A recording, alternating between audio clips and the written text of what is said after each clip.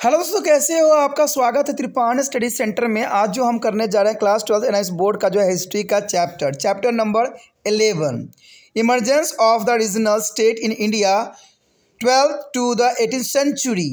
यानी देखा जाए तो 11वां चैप्टर जो है भारत में प्रदेशी राज्य का उदय बहुत ही महत्वपूर्ण है। ये हर एक क्लास के बच्चों के लिए महत्वपूर्ण होगा, चाहे वो एनआईएस में पढ़ते हों, चाहे सीबीएसई में पढ़ते हों, चाहे यूपी बिहार बोर्ड के बच्चे हों, चाहे वो यूपीएससी एग्ज़ाम की तैयारी भी कर रहे हो, उनके लिए भी ये चैप्टर कई मानने में बहुत ही महत्वपूर्ण साबित होगा। इसमें जो है हम 12वीं सेंचुरी से लेके जो है 18th सेंचुरी के विषय में विस्तार पूर्वक जानने की कोशिश करेंगे।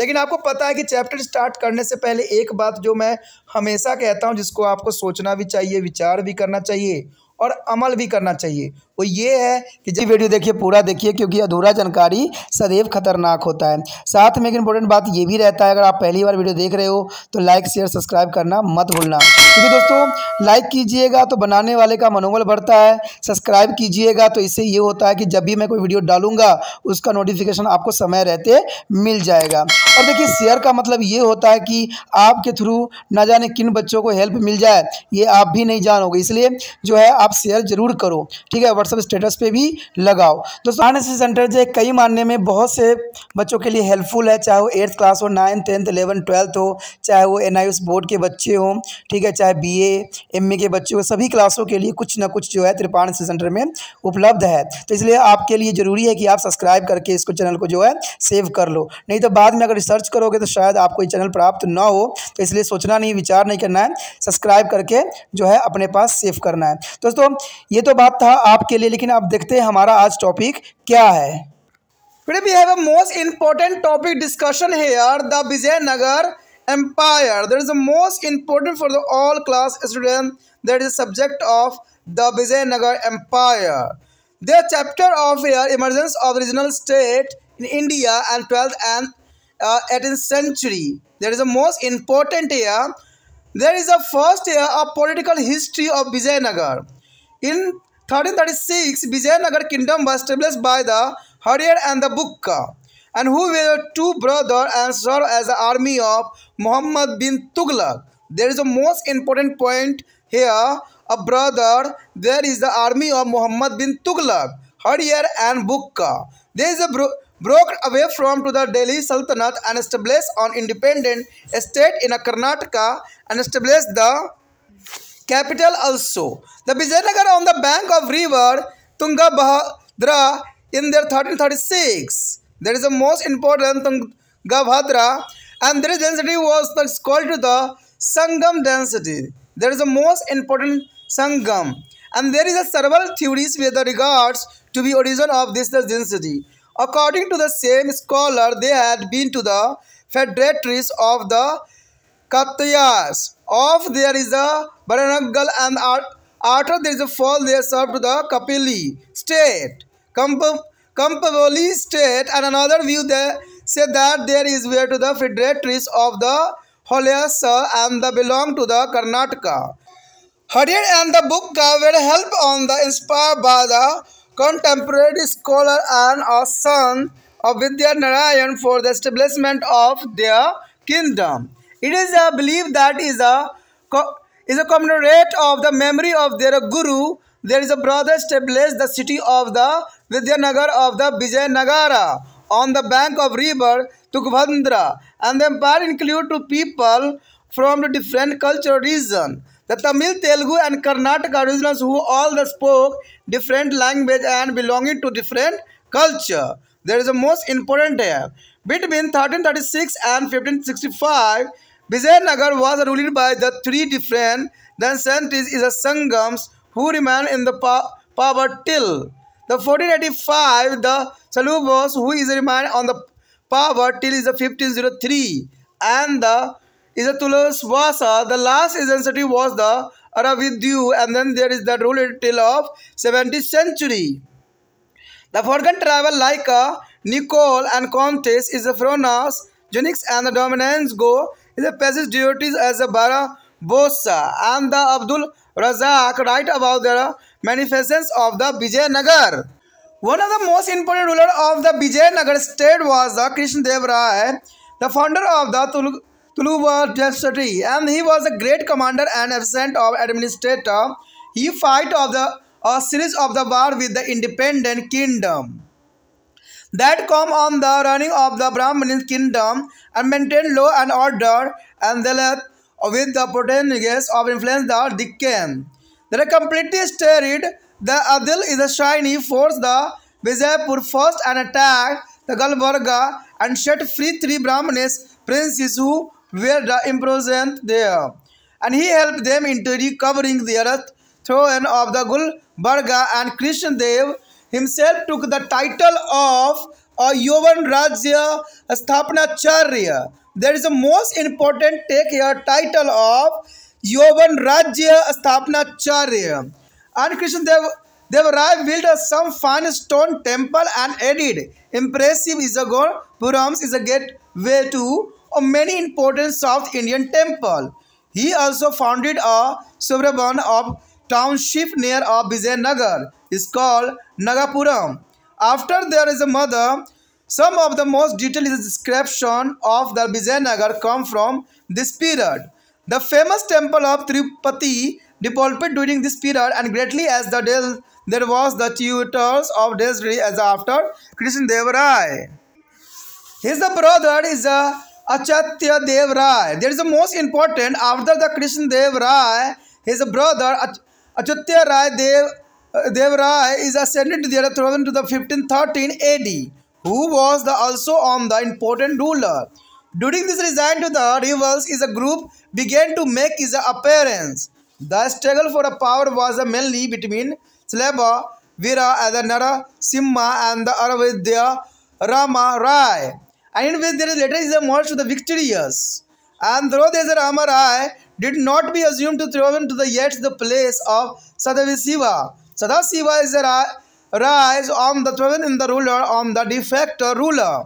He is removed, there is all nobility, and the replaced it is with those loyal to him. Rama Rai is tried to the balance the Deccan's power by the playing one against the other. Such as a policy could not be continued for a long period. The Deccan state from a confident Deresis influenced a crashing blow on the Vijayanagar armies in the Battle of the Talikota.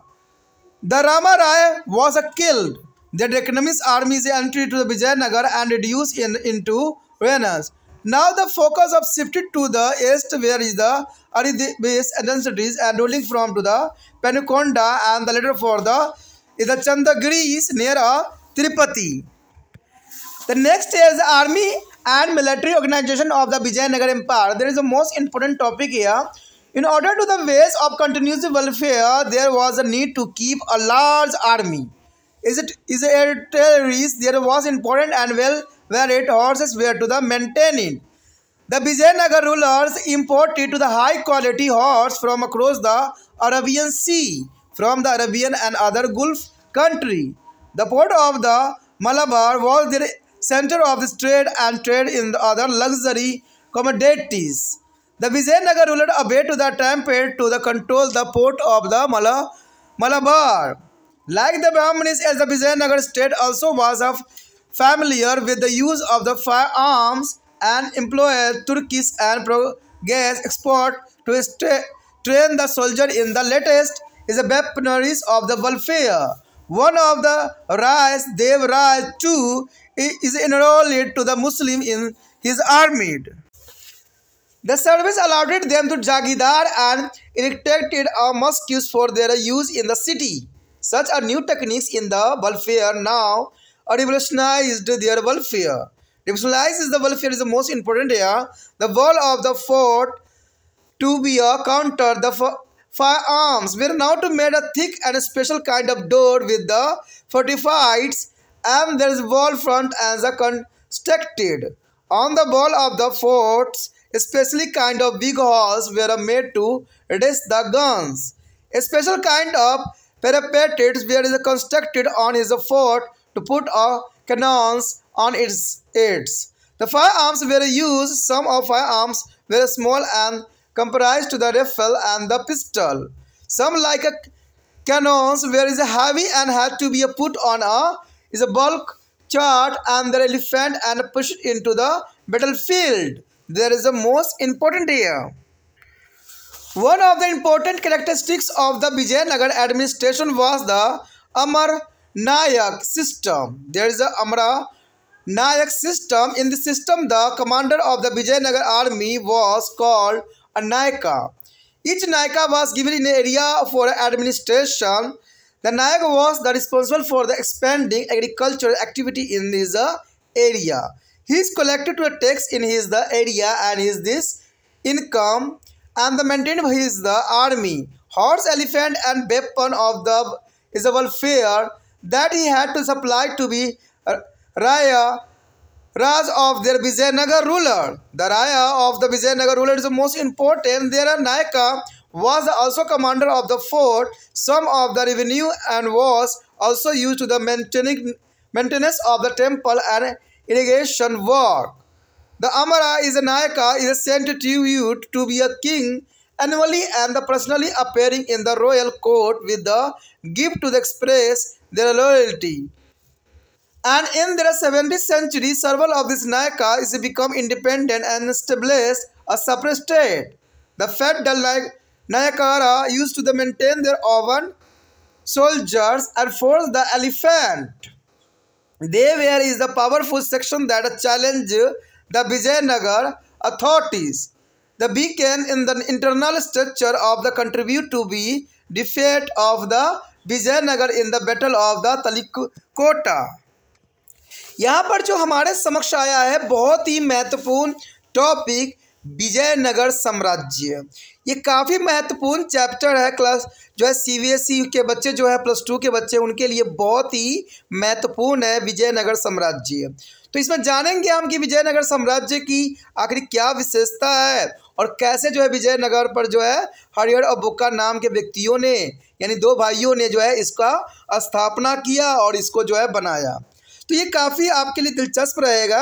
कहते हैं विजयनगर साम्राज्य की स्थापना जो थी 1336 ईस्वी में की गई थी और इसके स्थापक के रूप में हरिहर और बुक्का द्वारा की गई थी। यानी ये हरिहर और बुक्का ने जो है 1336 में विजयनगर की स्थापना की थी और ये दोनों के दोनों भाई थे और उन्हें जो है मोहम्मद बिन तुगलक की सेना में नौकरी की थी। देखिए एक जो थे ये दोनों सैनिक थे और किसके यहाँ काम करते थे? मोहम्मद बिन तुगलक के सेना में ये नौकरी किया करते थे। उन्होंने दिल्ली सल्तनत के संबंध जो है तोड़ कर कर्नाटक में एक स्वतंत्र राज्य की स्थापना की। यानी इन्होंने दिल्ली सल्तनत को छोड़ के खुद के जो पावर के अंतर्गत इन्होंने कर्नाटक में एक स्वतंत्र राष्ट्र की स्थापना किया और जो है 1336 में जो है तुंगभद्र नदी के किनारे राजधानी के रूप में विजयनगर नामक शहर की स्थापना भी किया। इनके राज्यवंश के संगम राज्य वंश भी कहते हैं, यानी इनका दूसरा नाम जो है संगम राज्य वंश भी कहते हैं। अगर विजयनगर की अगर बात आ जाए तो आपको इतना याद रखना कि इसे जो है संगम राज्य वंश भी कहते हैं। कई बार जो है यूपीएससी एग्जाम में पूछे गए क्वेश्चन है। इस राजवंश के उद्भव के संबंध में अनेक विचारधारा प्रचलित है। कुछ विद्वानों का मत ये है कि बरगल और काकतीलियों के जागीरदार समान थे और इनके पतन के बाद इन्होंने जो है कापिलिप्स प्रदेश में सेवा की और कुछ अन्य विद्वानों के मत में ये लोग जो है होयसल के जो है सामान्य थे और कर्नाटक का संबंध थे। हरिहर और बुक्का द्वारा उनका साम्राज्य स्थापित करने के लिए उन्हें जो है उनके समकालीन विद्वान संत जो है विद्याराय के सहायता और प्रेरणा मिली। यानी ये बात आपके लिए बहुत ही महत्वपूर्ण रहेगा कि विजयनगर की स्थापना करने में हरिहर बुक्का का यानी दोनों भाइयों का किसने सहायता किया था? विद्याराय ने सहायता किया था और उन्होंने प्रेरणा दी थी कि आपको विजयनगर की स्थापना करना है। यानी इनके जो है संत के वजह से जो है विजयनगर की स्थापना जो है 2 भाइयों ने हरिहर और बुक्का ने किया था। किनके? विद्याराय के सहायता और प्रेरणा से। विश्वास किया जाता है कि अपने गुरु की स्मृति बनाए रखने के लिए दोनों भाइयों ने तुंगभद्र नदी के किनारे विद्यानगर या विजयनगर की स्थापना की गई। इसके साम्राज्य में विभिन्न संस्कृति क्षेत्र के लोग होते थे, जैसे तमिल, तेलुगु और कर्नाटक क्षेत्र, जो विभिन्न भाषा बोलते थे और उन विभिन्न संस्कृति से संबंध भी रखते थे, जो कि काफ़ी महत्वपूर्ण यहाँ माना गया है। 1336 से लेकर 1565 तक विजयनगर पर 3 विभिन्न राजवंशों ने राज्य किया। संगम जो 1485 तक सत्ता में रहे, सव्य जो कि 1503 तक सत्ता में रहे, और तुलुवा राजवंश अंतिम राजवंश जो था अरविंद था, जिसने 17वीं सदी का शासन किया। विदेशी यात्रियों के निकोलो कोटो और फ्रानो न्यूज डोमिपेस और डोलो बरसोवा और अब्दुल रजाक ने जो है विजयनगर की भव्य के बारे में लिखा भी है। यानी बहुत से शासक जो थे राज्य किए, कहते हैं इस बहुत ही महत्वपूर्ण था। सभी लेखकों ने इसको जो है बहुत काफ़ी सराहना भी किया। इसमें 3 राज्य वंश ने राज्य किया जो आपको याद रखना चाहिए। एक तो था संगम वंश, एक था शल्य और तीसरा जो था तुलुवा राजवंश। यानी तीनों राजवंश ने जो था विजयनगर पर अपना राज्य स्थापित किया था। विजयनगर राज्य के शासकों ने सबसे महत्वपूर्ण शासक थे कृष्णदेव राय। यानी विजयनगर राज्य के शासकों में सबसे महत्वपूर्ण और प्रतापी राजा के रूप में कृष्णदेव राय का जो है नाम सबसे ऊपर है, जो कि तुलुव राजवंश के स्थापक थे, और वो एक महान सेनापति और बहुत ही कुशल प्रशासक भी थे। उन्होंने बहनी साम्राज्य के विनाश पर खड़े किए गए स्वतंत्र साम्राज्य के साथ सिलोलेवोर में जो है लंबी लड़ाई लड़ी, कानून और व्यवस्था को व्यवस्थित भी किया और दक्कन में पुर्तगालियों के प्रभाव से भी निपटे। पहले उन्होंने बीजापुर की जो है अलीद शाह फौजों को पूरी तरह तहस नहस किया और जो गुलबर्गा पर आक्रमण करके वहाँ कैद में जो है बंदी बनकर रखे गए 3 ब्राह्मणी राजकुमारों को आज़ाद भी कराया। उन्होंने दुर्गवर्ग के राज्य सिंहासन को दोबारा प्रतिस्थापित करने में उनकी मदद की और स्वयं जो यौवन राज्य स्थापनाचार्य की उपाधि अपनाई। तो कहते हैं यहाँ पर जो है देखा जाए कृष्णदेव राय का महत्व जो था बहुत ही महत्वपूर्ण था और बहुत काफ़ी सराहनीय था। कृष्णदेव राय ने जो है पत्थरों से कुछ मंदिर भी बनवाए और उन पर जो है प्रभावशाली जगहपुरम अथवा जो है अनेक दक्षिण भारतीय मंदिरों के भव्य द्वारा बनवाया गया। ये काफ़ी उसके लिए बहुत उत्कृष्ट के कार्य था। उन्होंने विजयनगर के पास अपनी मां के नाम पर नगलपुरम नाम का एक जो है उपनगर भी बसाया।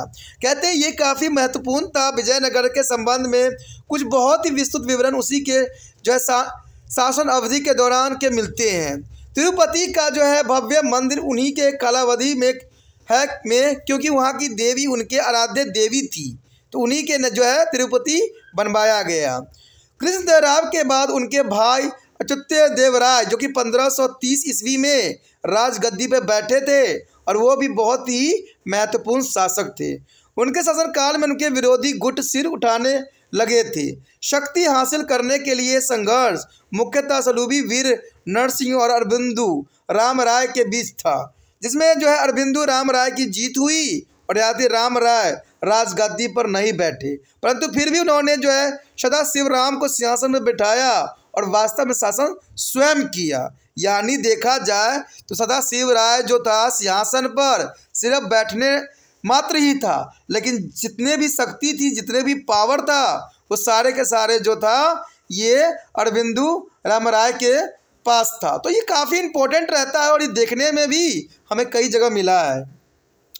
उसने पुराने अभिजातों को हटाकर उन्हें स्थान पर अपने जो है विश्वास पास व्यक्तियों को रखा। राम राय ने दक्कन की शक्तियों को एक दूसरे के खिलाफ लड़ाकर उसमें संतुलित पैदा करने की कोशिश भी की, परंतु यह नीति बहुत लंबे समय तक नहीं चल सकी। दक्कन राज्य ने राज्य का एक संघ बना लिया और तलिकोटा के युद्ध में विजयनगर की सेना को बहुत गहरा आघात पहुंचाया। राम राय इसमें मारा गया और दक्षिणी सेना ने विजयनगर को प्रवेश कर लिया और इसके बिल्कुल ही तबाह सा कर दिया। अब इसका लक्ष्य जो है पूर्व की तरफ केंद्रीय हुआ, जहां पर जो है पेनुकोंडा से और बाद में चंद्रगिरी से तिरुपति के पास अरबिंदु राजवंश ने शासन किया।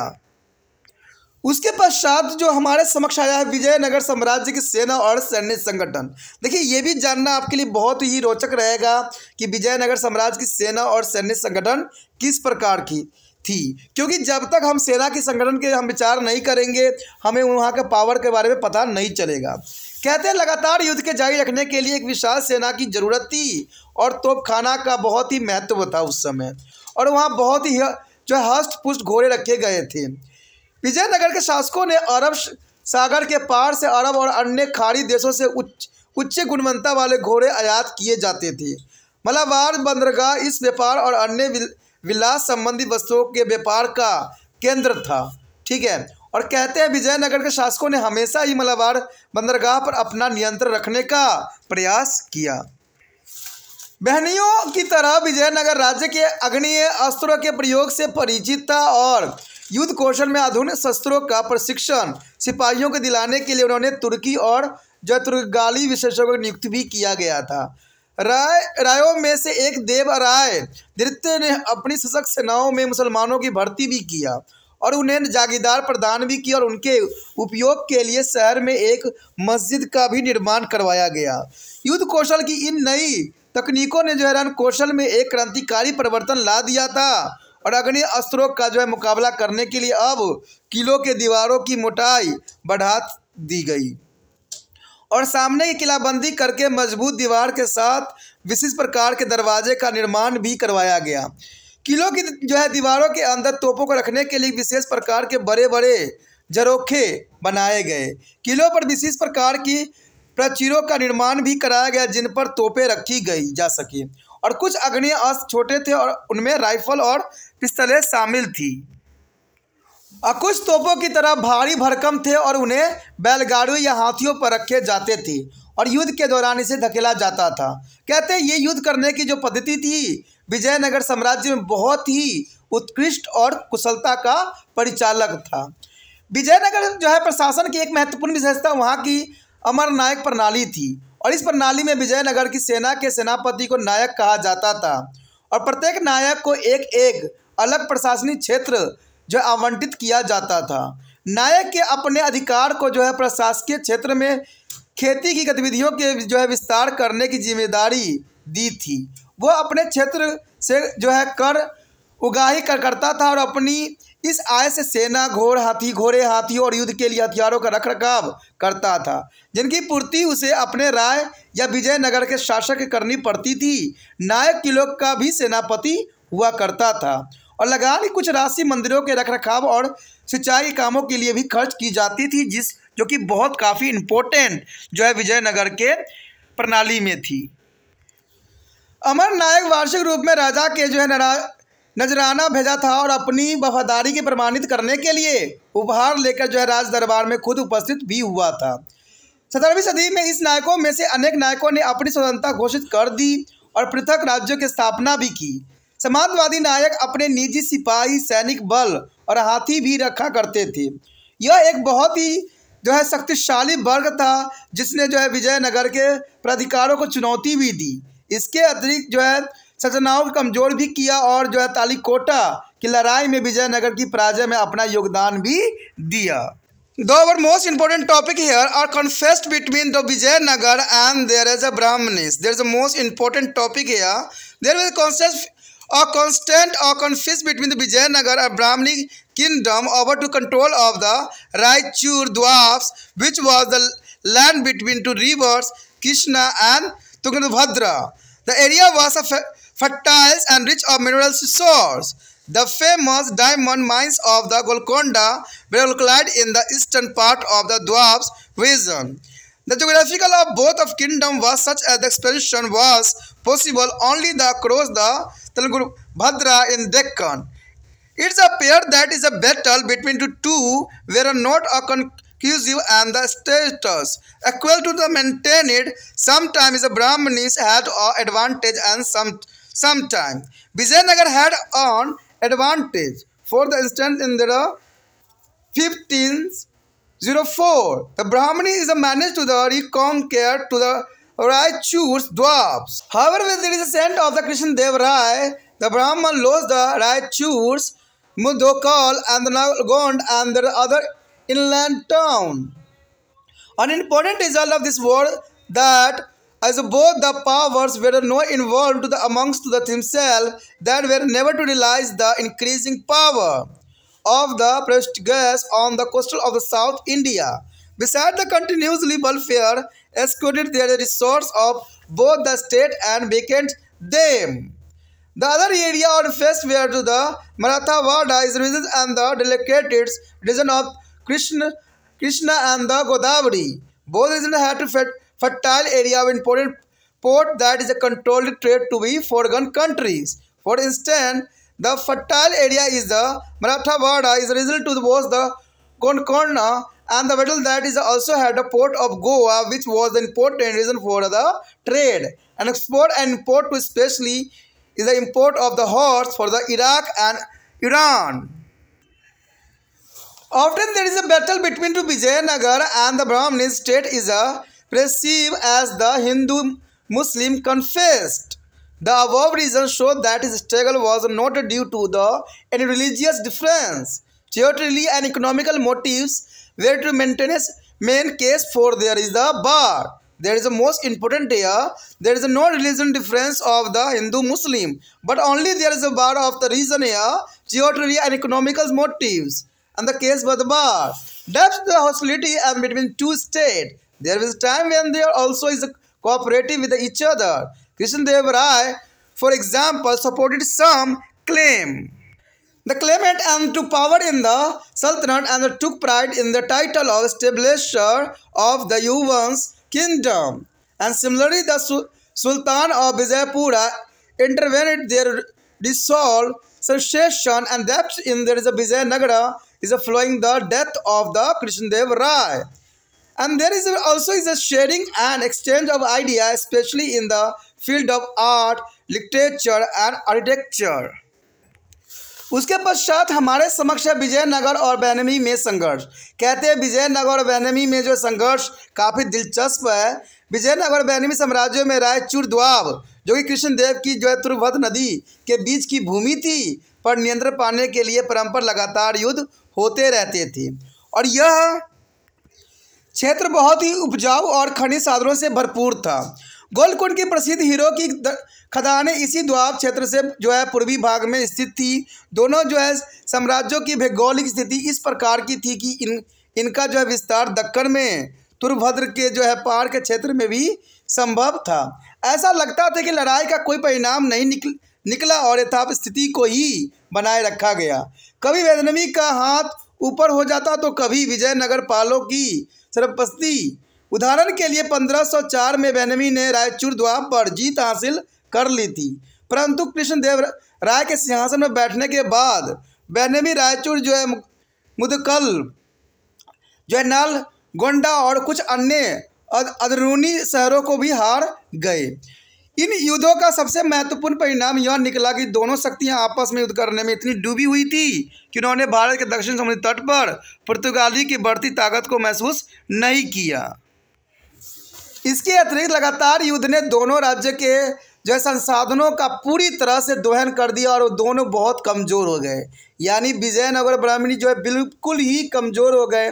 इसका कारण था उनका युद्ध प्रणाली, यानी लगातार युद्ध करने से कोई भी राज्य खोखला हो जाता है, ये स्वाभाविक बात है। युद्ध के अन्य क्षेत्र थे मराठवाड़ा क्षेत्र और कृष्ण गोदावरी का जो है डेल्टा क्षेत्र। दोनों क्षेत्रों की जमीन बहुत उपजाऊ थी और इन्हें बहुत ही महत्वपूर्ण बंदरगाह भी थे जहां वह विदेश से व्यापार के नियंत्रण भी किया जा सकता था। उदाहरण के लिए जो है मराठवाड़ा क्षेत्र के उपजाऊ क्षेत्र की जो है कोलकंड पट्टी जिनमें ग्वाब बंदरगाह स्थित था, जो व्यापार और निर्यात खास तौर पर ईरान और इराक के घोड़े आयात करने के लिए बहुत ही महत्वपूर्ण क्षेत्र माना जाता था। कहते हैं कि आमतौर पर विजयनगर और बैनमी प्रदेश में होने वाले युद्ध को हिंदू मुस्लिम संघर्ष भी माना जाता था। ऊपर उल्लिखित कारणों से पता चलता है कि लड़ाई किसी धार्मिक भेदभाव की वजह से नहीं थी। युद्ध का मुख्य कारण प्रादेशिक जगहों को जीतना और आर्थिक उद्देश्य था। यानी आर्थिक उद्देश्य से इसके जो है मेन मंतव्य को माना जा सकता है। और दोनों राज्यों में आपसी जो है दुश्मनी के बावजूद ऐसे वक्त भी आए जब दोनों ने एक दूसरे की सहायता भी की। उदाहरण के लिए कृष्णदेव राय ने सल्तनत में सत्ता के कुछ जो है दावेदार का समर्थन भी किया और यवन साम्राज्य के जो है स्थापक की उपाधि देते हुए गर्व भी अनुभव किया। इसी प्रकार कृष्णदेव राय की मृत्यु के पश्चात बीजापुर के सुल्तान ने विजयनगर के उत्तराधिकारी की लड़ाई को सुलझाने में समझौता भी कराया। परंपरा विचारों के आदान प्रदान और खास तौर से कला साहित्य और वास्तुशिल्प के क्षेत्रों में भी दोनों ने काफ़ी भागीदारी निभाई। तो ये कहते हैं काफ़ी विजयनगर के बारे में हमने यहाँ पर विस्तार पूर्वक जानने की कोशिश किया और समझने की कोशिश किया कि विजयनगर जो है किन किन परिस्थितियों से गुजरा। और आखिरकार जो है विजयनगर के 3 जो है राजाओं ने इस पर राज किया। देखा जाए तो 3 वंशों ने राज किया। हम 3 राजाओं के नाम यहाँ लेना गलत होगा, यहाँ पर 3 वंशों ने जो है राज्य किया और विजयनगर को जो है आगे बढ़ाया। लेकिन आखिरकार लड़ाइयों के कारण जो है विजयनगर सल्तनत जो थी बिल्कुल ही तहस नहस कमज़ोर सी पड़ गई, जो कि ख़त्म होने के कगार पर आ गया। The next topic is the most important है, original state in the 18th century. There is a most important topic here. You must have to study about the crisis in the Mughal Empire in the 18th century that finally led to be a escape to the Mughal Empire. As the Mughal authorities is a beacon, there is a governor of the princes and the surveyors and the big Jamidar become a powerful and escalated their independence. That is the most important here. The regional state of the period can be divided into 3 categories. There is the most important 3 categories here. The first category here, there were some state was the founder who were important Mughal nobles and held to the high mansabs. And though they become independent, they never to broke to the formal ties with their Mughal state. Some of the important states in this category are Awadh and Bengal and Hyderabad. The founder of the Awadh state was the Saadat Khan, and the founder of Bengal is a Musid Qulis Khan, and the founder of the Hyderabad state was a Nizam ul Malik Asaf Jah. All 3 were a powerful member of the Mughal nobility and were the governor of these provinces as the Mughal Empire weakened, and there was a large-scale migration of the soldiers of the administrator from Delhi to this new state that promised to the numerous of opportunities. In this state, the position of the previous Jamidar changed. For example, Saadat Khan is nice to the number of Rajput Jamidaris and the agriculturally fertile land of the Afghan era is Rohi Khan. Similarly, in an effort to reduce the Mughal influence in the Bengal, Masjid Tulak Khan is a transfer all the Mughal Jagidar to the Orissa and the order a major disbursement of the revenue to the Bengal.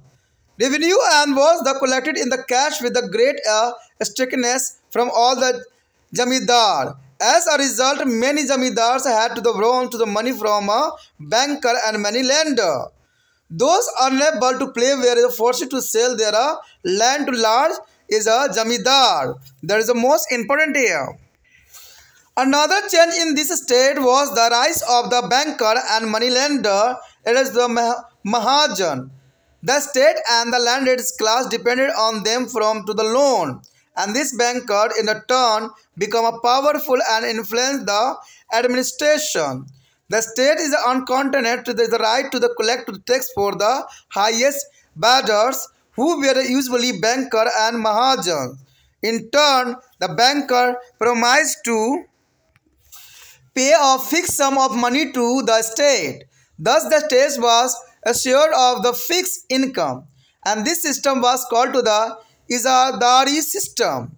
And this is who both the right to collect tax were now as the Izadar.